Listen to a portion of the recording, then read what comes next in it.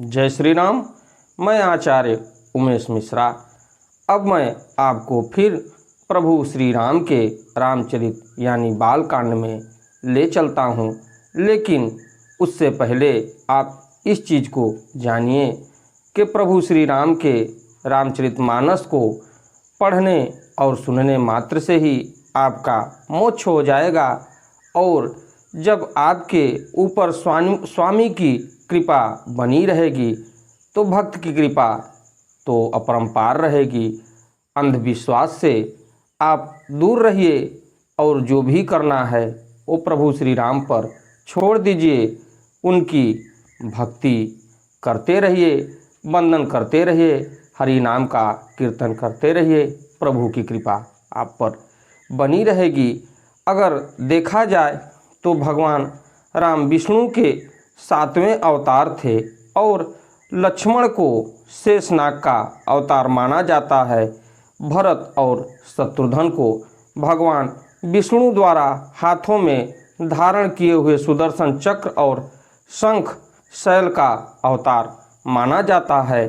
और उसके बाद अगर देखा जाए तो हमारे आपके प्रभु श्री राम मर्यादा पुरुषोत्तम थे कि एक विभीषण जो राक्षस कुल में जन्म लेने के बाद भी प्रभु श्री राम का शुरू से लेके अंत तक सुमिरत करता गया और उसी का सुमिरन करने मात्र से राम ने विभीषण को अजर अमर रहने का वरदान दिया था। ऐसा मिला अमरत्व कहा जाता है कि भगवान श्री राम द्वारा उन्हें लंका में धर्म और सत्य का प्रचार करने की जिम्मेदारी दी गई थी। साथ ही अमरता का भी वरदान प्रभु ने उनके विभीषण को दे दिया था। यानी आप प्रभु श्री राम पर भरोसा करते हुए उनके हरि नाम का कीर्तन करिए। आइए मैं आपको फिर प्रभु श्री राम के रामचरित मानस यानी बाल कांड में पुनः ले चलता हूँ। ओम जानकी वल्लभो विजयते। जेहि यह कथा सुनी नहीं होई, जन आचरज कैर सुनि सोई। कथा अलौकिक सुनहि जज्ञानी, नहीं आचरज करहि अस जानी। राम कथा कै मिति जग नाही, अति प्रीति तिनके मन माही। नाना भांति राम अवतारा, रामायण शतकोटि अपारा। जिसने यह कथा पहले न सुनी हो वह इसे सुनकर आश्चर्य न करे। जो ज्ञानी इस विचित्र कथा को सुनते हैं वे यह जानकर आश्चर्य नहीं करते कि संसार में राम कथा की कोई सीमा नहीं है। राम कथा अनंत है। इनके मन में ऐसा विश्वास रहता है। नाना प्रकार से श्री रामचंद्र जी के अवतार हुए हैं और 100 करोड़ तथा अपार रामायण हैं। कल्प भेद हरिचरित सुहाए, भांति अनेक मुनि सन्ह गाए। करिय न संशय अस उर आनी, सुनिए कथा सादर रतिमानी। कल्प भेद के अनुसार श्री हरि के सुंदर चरित्र को मुनीश्वरों ने अनेकों प्रकार से गाया है। हृदय में ऐसा विचार कर संदेह न कीजिए और आदर सहित प्रेम से इस कथा को सुनिए। राम अनंत अनंत गुण, अमित कथा विस्तार। सुनि आचरज न मानि, हैं जिनके विमल विचार। श्री रामचंद्र जी अनंत हैं, उनके गुण भी अनंत हैं और उनकी कथाओं का विस्तार भी असीम है। अतएव जिनके विचार निर्मल हैं वे इस कथा को सुनकर आश्चर्य नहीं मानेंगे। एहि विधि सब संशय करि दूरी, सिर धरि गुरुपद पंकज धूरी।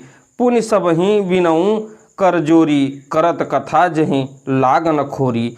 इस प्रकार संदेह को दूर करके और श्री गुरु जी के चरण कमलों की रज को सिर पर धारण करके मैं पुनः हाथ जोड़कर सबकी विनती करता हूँ, जिससे कथा की रचना में कोई दोष स्पर्श न करने पावे। सादर सिवहि नाई अब माथा, वर्णौ विशद राम गुण गाथा, संवत 1631 करऊँ कथा हरि पद धरि सीसा। अब मैं आदर पूर्वक श्री शिव जी को सिर नवाकर श्री रामचंद्र जी के गुणों की निर्मल कथा कहता हूँ। श्री हरि के चरणों पर सिर रखकर संवत 1631 में इस कथा का आरंभ करता हूँ।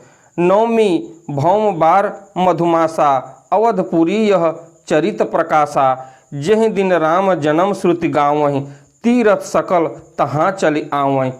चैत्र मास की नवमी तिथि मंगलवार को श्री अयोध्या जी में यह चरित्र प्रकाशित हुआ, जिस दिन श्री राम जी का जन्म होता है। वेद कहते हैं कि उस दिन सारे तीर्थ वहाँ श्री अयोध्या जी में चले आते हैं। असुर नाग खग नर मुनि देवा, आई करहीं रघुनायक सेवा। जन्म महोत्सव रचहि सुजाना, करहीं राम कल कीरति गाना।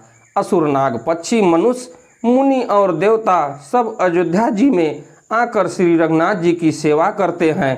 बुद्धिमान लोग जन्म का महोत्सव मनाते हैं और श्री राम जी की सुंदर कीर्ति का गान करते हैं। मज्जहि सज्जन वृंद बहु, पावन सरजू नीर। जपहि राम धरि ध्यान, उर सुंदर श्याम शरीर। सज्जनों के बहुत से समूह उस दिन श्री सरयू के पवित्र जल में स्नान करते हैं और हृदय में सुंदर श्याम शरीर श्री रघुनाथ जी का ध्यान करके उनके नाम का जप करते हैं। दरस परस मज्जन अरूपाना, हरई पाप कई वेद पुराना। नदी पुनीत अमित महिमा अति, कहीं न सकई शारदा विमल मति। वेद पुराण कहते हैं कि श्री सरयू जी का दर्शन, स्पर्श, स्नान और जलपान पापों को हरता है। यह नदी बड़ी ही पवित्र है, इसकी महिमा अनंत है, जिसे विमल बुद्धि वाली सरस्वती जी भी नहीं कह सकती। राम धामदा पुरी सुहावनी, लोक समस्त विदित अति पावनी। चारि खानि जग जीव अपारा, अवध तजे तनु नहीं संसारा।